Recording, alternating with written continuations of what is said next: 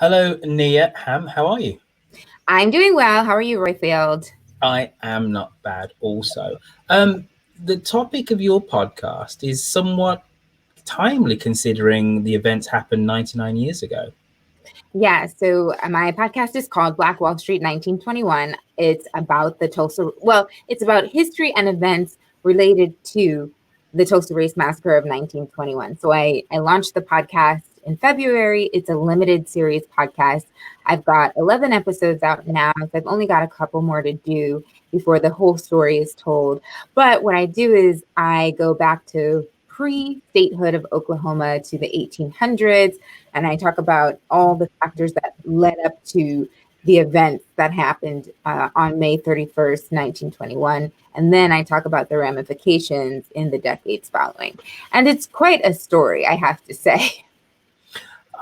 Let's go back to Oklahoma before statehood. Why were there so many African Americans there? Why did African Americans go to the Oklahoma Territory? Well, so the first African Americans arrived. So let's just say this. Before Oklahoma was a state, the territory we know as Oklahoma today, it was inhabited by Native Americans, Yeah. right? However, in the 1830s or so, that is when the United States government began the forced removal of Native Americans from their land in the southeastern United States. And they began that infamous Trail of Tears trek. We learned about Trail of Tears, most of us in school here in the US. And we know that was when the Native Americans, took this terribly long and treacherous journey to, their new land, their new home, wherever the government said they must go. And many of them didn't make it, and so on and so forth. However, what we didn't learn in school, and what I learned when I was researching this subject matter, is that there were five Native American tribes at the time, and they were called the five civilized tribes. So, five civilized tribes because they adopted European customs, including chattel slavery. So while most Native Americans did not own slaves, and while some Native Americans were slaves themselves, there were also some Native Americans who did own slaves, black slaves. And when they were forced off of their homeland in the southeastern United States, like Alabama, Georgia, they took their slaves with them. So their slaves made that trek on the Trail of Tears with them. And those who ended up in Indian Territory, which is what it was called before it was Oklahoma, slavery didn't last that much longer, but there was this push to end slavery, obviously, even before the Emancipation Proclamation. And because they were considered sovereign entities, right? The same rules didn't necessarily apply. So, for example, every tribe didn't treat their slaves the same way. Some tribes treated their slaves more like family. Although they were slaves, they would commingle, and some would get married. And so you had a lot of Black and Native American mixed people. And then some would treat them like you would think a Southern plantation owner would. So it kind of varied. And eventually slavery started. In fact, so the government started to have treaties. They started to construct treaties with these tribes, so they would have to free their slaves anyway. And that was even before the Emancipation Proclamation. But after the Emancipation Proclamation and the slaves were free, the government took the land, Indian Territory. They essentially took it away from Native Americans in what we know as present-day Oklahoma, and they split it up. So the sovereign land no longer belonged to the tribes. It was split up into various individual allotments, and anybody who was of Native American ancestry was entitled to a parcel of land, essentially. And back then, land was like gold. So a lot of these former slaves at that point were actually given free land, which is incredible when you think about it. It's like getting a head start in life back then, probably today too. And that is how a lot of them began to build their wealth. Now, at the same time, you also had a lot of Black people trying to escape the South, and specifically the Jim Crow South, and get away. And Oklahoma was being touted as sort of a promised land, right, for a lot of people. There was oil being discovered, but especially for Black people. There was a booster who was known for, telling folks to come on up, come on up. He was advocating to make the area of Tulsa like an all Black town. And to be fair, Oklahoma during that time had the largest number of all Black cities and towns of any place in the country at the time. Wow. Yeah, it was like 52 or 53 because so many Black people were coming there. They heard about it. It was really uncharted territory, much of it. And that's why the government was giving it to people. So in addition to the Black Native American / African American slaves and former slaves who were given land, you had a lot of them, former slaves escaping the Jim Crow South.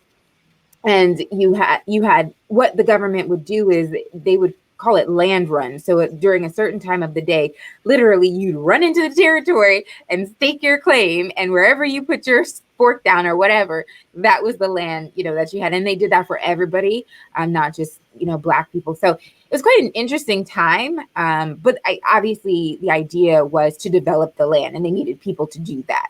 So it was sort of a win-win. Wow. An amazing backstory. So we have this prosperous Black community in a city which you said was over half African American anyway. So Tulsa actually was only 10% Black. So there were estimated to be about 100,000 people there in 1921, and about 10,000 were estimated to be Black. Hence why during the massacre they were outnumbered. Mm-hmm. The thing, I think one of the amazing things about the Tulsa Massacre is the fact that it's been hidden history for so long. And it's only really now that it's really become part of, I think, wider American cultural history, because it's so being hidden. But just to bring this up completely up to date, explain the reason why Donald Trump wanted to have a rally yesterday in Tulsa, and that was not seen as a good idea for many people in the African American community. Catch us up with that. So we're all up to date, and then we're going to go back again and have a look at the unraveling of the story of what happened in Tulsa in 1921. So I can't speak to Donald Trump or President Trump, rather, or his motivations. What I can say is that you and I know, and many people know, that Friday, June 19th, is also Juneteenth this year. And Juneteenth is generally celebrated as marking the end of slavery. But actually what happened on Juneteenth, the Emancipation Proclamation was signed in 1863. And 2 years went by before African American slaves in Texas were told that they were free. So their slave masters essentially hid that from them. And you wonder, how can that happen? How come nobody, so there's a lot of different theories and rumors and conspiracy theories. Some say that, the person charged with bringing that information to Texas was killed. Others say that, after the Civil War, the country was so fractured and the Union really didn't have as strong of a presence in Texas or near and around Texas. And eventually it was a general by the name of General Granger. He came in with a force of troops in 1865 when they found out that they were still practicing slavery, and told African Americans that they were free. And so there's another theory that says, well, maybe the Union wanted to hold out and let the South have another season of harvest with their free labor. We don't know if any of this is true. What we do know is that slavery was practiced for 2 more years before Black people in Texas knew. So you can imagine when they found out, they were ecstatic. Some actually decided to stay in Texas, but many of them actually fled because you have to remember a lot of their family members were sold off. And they know that, some of their family members who were free were living elsewhere outside of Texas. Some even went to Oklahoma, actually, in search of relatives and opportunities. So this was obviously, it's like a 2-part, history, right? So it's really the celebration of the end of slavery in Texas, but now it's generally celebrated as the end of slavery in general. As far as Tulsa goes, so Tulsa is known to have a very strong Juneteenth celebration every year. And this year is the 99th year since the Tulsa Race Massacre. So next year will be the centennial. And I know personally that the city and officials and different organizations have been doing so much to build it up, because what we know as Black Wall Street no longer exists. After the 1950s and segregation began to be dismantled and people were able to live elsewhere in integrated communities, a lot of people left Black Wall Street, and so began the economic downturn there. And it has been downturning ever since, except in the last several years, there's been a bit of a renaissance. As more people continue to tell the story of the Tulsa Race Massacre, more attention is being paid to the community. And there is an effort, Senator Kevin Matthews, he also chairs the Tulsa Race Massacre Centennial Commission. He came up with other officials of this idea of really generating tourism income, right, for the community to help it really rebuild and bring it back to life. And so Nia, let me understand something. So after the massacre, and we really should talk specifically about the events actually of that day in a little minute, not all of the Black population was actually then removed. Some African Americans still remained. So after the massacre, this is actually, in my opinion, one of the most remarkable parts about this entire story. And it's what most people actually don't know. Most people just know Tulsa for the Tulsa Race Massacre. But actually, after the massacre, the Black Tulsans who decided to stay rebuilt Black Wall Street. And the second iteration was actually more prosperous than the first. And that lasted from the 1920s all the way through the 1950s. And we can get into that later, but you can understand why that's such a remarkable feat, especially given the trauma that many of them endured. But that speaks to the Black experience in America at the time. They were only several generations removed from slavery anyway. So many Black people in America were used to trauma and brutality, unfortunately, because that trauma is inherited through generations. So anyway, that is how Black Wall Street 2.0 came to be. And then in the 1950s, the economic decline came. But so you have to imagine in the last several years, a community that's doing so much to pump life back into it, because wouldn't it be wonderful to see it restored the way it was back in the early 20th century? And who knows if it'll ever be that way again, but they are really trying. They really are trying. And it's amazing that all of this attention is being paid to it because it is actually helping. So imagine if something comes in to disrupt that, right? Or think of it this way. One of the reasons this story hasn't been told for decades, literally, is because the survivors themselves weren't talking. Many of them were threatened by the perpetrators with their lives or threatened with their jobs, but many were too afraid to talk about it. And some even thought that not talking about it would protect future generations and prevent such a tragedy from ever happening again. So the entire reason that many of these survivors stayed silent for the better part of their lives is so that nothing like this would happen again. So if something comes in and threatens the sort of security and safety that they've had for, many decades now, it would be horrible. It would be absolutely horrible. And given the history, right, of Tulsa, nobody wants to see that again. Mm. Wow. Let's just very quickly and succinctly, because you built a whole podcast series around the terrible events in 1921. Just very quickly, tell us what happened on that day. For me, the most shocking thing was that they were bombed. Right, I can't get my head around that on any level. That shows you a level of state complicity that you can bomb an American city in peacetime from the air. Mm-hmm. Right? But let's just quickly, succinctly, Go through what happened on that day. So actually, we need to go back to the day before, which is May 30th of 1921. That was the day that a young man named Dick Rowland found himself really at the center of what would become the Tulsa Race Massacre, what was then called the Tulsa Race Riot. However, Dick Rowland, he was a shoeshine boy. He was not a boy, though. He was a 19-year-old Black man. Yeah. And he was downtown Tulsa, and he needed to use the bathroom. And there weren't very many places Black people could use the bathroom in downtown Tulsa because it was the white part of the city. And so he went to the only bathroom he knew he could use. And while he was on an elevator, for whatever reason, and I should say back then there were elevator operators, right? So there was an elevator operator in the elevator with them. It was only them two. She was a white 17-year-old girl named Sarah Page.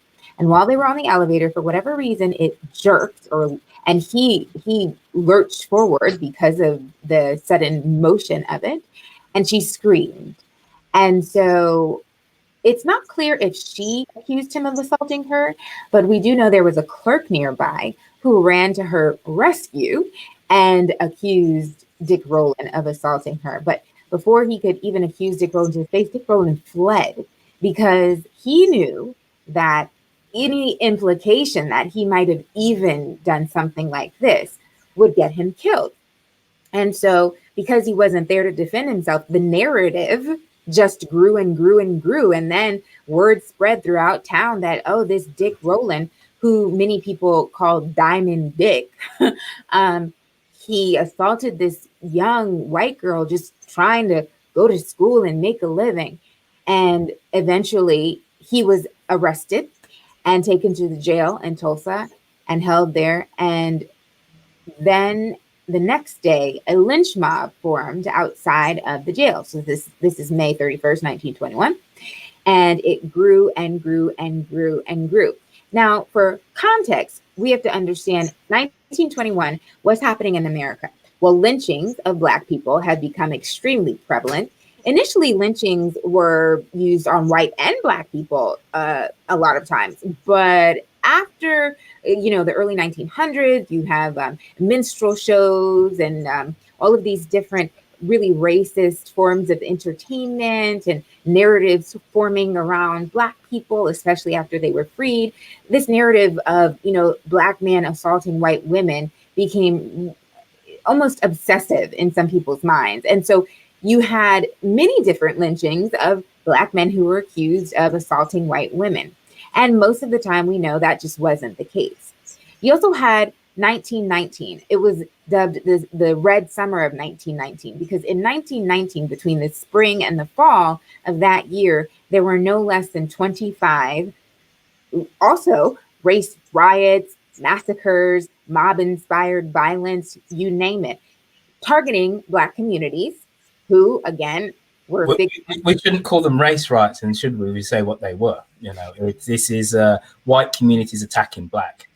Right. I'm trying to use the ideology that was used back then. Because this is how people, but you're right. They were massacres. There were unjust attacks on Black communities. The biggest ones were in Chicago, Washington, D.C., Arkansas. They had another one in Knoxville. And so this was happening all over the country. This is why I say the Tulsa Race Massacre is an extreme microcosm of the Black experience in America in the early 1900s. And so you have city after city after Black community being attacked. You have people being lynched. You have Black World War I veterans who, have returned from the war recently, expecting to be treated better because they serve their country. So they might speak up for themselves more, and that might get them killed or severely hurt.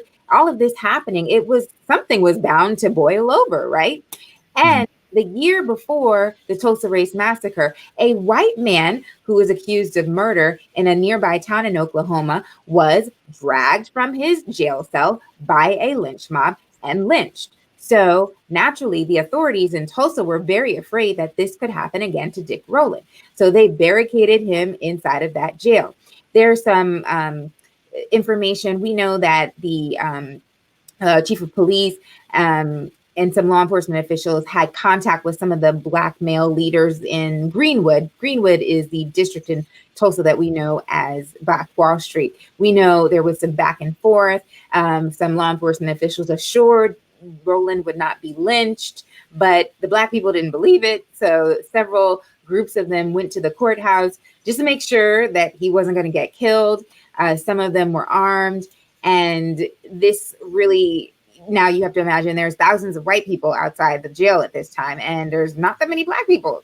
And so eventually tensions boil over, and there's a struggle between a Black man with a gun and a white man. And we don't know who fired, but for whatever reason, the shot goes off and boom, the mob goes crazy, right? And just like that, the mob turns their attention away from Dick Rowland to the Black community in Tulsa of Greenwood.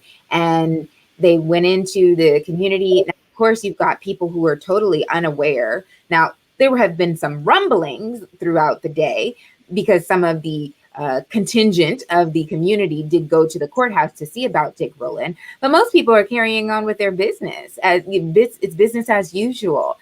And all of a sudden, you have people coming in shooting up a storm, you know, women, children, the elderly, men, of course. And Black men at that time, they really did try to defend the community. I have a one of my favorite episodes on the podcast is about a man named Peg Leg Taylor, because the legend has it that he was a World War I veteran. He was also an amputee. That much is actually factual, but legend has it that he single-handedly held off like dozens of members of this mob with a machine gun, you know, for quite some time. And, you know, perhaps machine gun.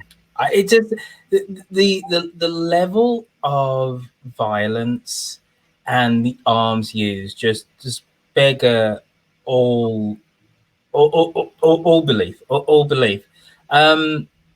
Because we're kind of running out of time. The aeroplane that bombs the neighborhood, who flies that aeroplane? We're not sure. What we do know is that multiple survivors and witnesses of the massacre reported actually seeing the planes and actually seeing people and their community being bombed, and specifically with turpentine bombs. Now, there's said to be some sort of airfield nearby that they thought perhaps those planes could have come from. Problem is, there is no evidence of that today other than the accounts of the survivors and the witnesses. But we do know they were turpentine bombs, and we do know, you know, people when they tell this story, some people like to say, oh, well, there's no factual evidence for that. Well, we've got documented witness accounts of people who were there. I'd say that's evidence, you know. Yeah. It's people who said it at the time that it happened. This isn't like Chinese whispers with 90 years worth of Chinese whispers. Just very quickly, Nia, why did you decide to pick this subject to podcast? Why was it important for you that you told the story, that somebody told the story of Tulsa in 1921? Well, I'm a storyteller. I mean, that's probably the simplest way to put it. But when I realized that I had spent many years studying Black history, immersing myself in it, being, you know, surrounded by people who were knowledgeable in it. I even studied abroad in South Africa and used those credits to double major in Africana studies. And still, I never was taught about the Tulsa Race Massacre. I didn't even know the details. Now, as I got older, I realized such an event did occur. But, you know, in America, as a Black person, when you're constantly hearing stories about people in your community or in the Black community being assaulted or killed, sometimes you have the tendency to just turn away. You just don't want to even be bothered. It's like traumatizing yourself over and over again, right? And so when I heard that happen, I remember being angry, like really angry inside. And then I just let it go. I forgot about it until I saw Watchmen and I saw the depiction of it. And one day I was on Twitter and somebody called it like a race riot. And I said, oh, this is not a riot. This is a massacre. This is an unjust attack of innocent people who were slaughtered. And then that went viral. And then I remember reading all these comments of people who knew nothing about it. So I started digging, calling people, doing some research. And I realized that people need to know about this. And podcasting is sort of a new medium of communication, but it's also a very saturated market. So I know that quite a few people are listening to podcasts, especially people in my age group and people who may not pick up a book about the Tulsa Race Massacre. So I wanted to create an entertaining, fascinating, but accessible way to teach people about this history. And I felt like podcasts would be a really easy way to do that. Well, you've massively succeeded. Now, this time next week, June 27th, you will be part of Intelligent Speech. You have to tell us very quickly what you're going to be presenting and why. Yeah, so I want to break this time period down into 3 sections, right? I want to do before the massacre, during the massacre, and after the massacre. I will be highlighting the major points, but I'll be telling the stories that never get told. I want to talk about the people. Oftentimes, when we talk about events where there's mass casualties, the people just become numbers, right? So I really want to highlight in 20 minutes some of the main players, some of the more prominent people, some of the more less known people, some of the unsung heroes that, deserve to have their story told, who couldn't tell it when they were alive. Fantastic. So that is Nia Hamm, and she has an amazing podcast. You can see her and listen to her next week, June 27th at the Intelligent Speech Conference. That's intelligentspeechconference.com. Tickets are priced at $15. You're about to say something, were you? Oh, I was just going to say, you can get a preview of that. I did an interview with BBC News this week, and there's a video online. If you just search Tulsa Race Massacre BBC, you'll find it. And it kind of actually is a 4-minute video, but it really breaks it down very well if you just want like a little preview of it. Right. So there you go. You've got two aperitifs before you actually do your thing next week. You got this, you got the BBC thing. Actually, you've got 3, and also you've got the podcast too. And somebody on Facebook, don't know his name or their name, I should say, says following. You've got a new follower because of this little broadcast. And Melly McMerriweather said, "Thank you so much, contributor." And again, Facebook user says, "Thank you so much to the both of you." So all I've done is just ask the question. She's done all the hard work. Nia Hamm, thank you for coming on to Intelligent Speech. We will see you next week at Intelligent Speech Conference. Absolutely. Thank you so much, Roifield. Have a good day. And you.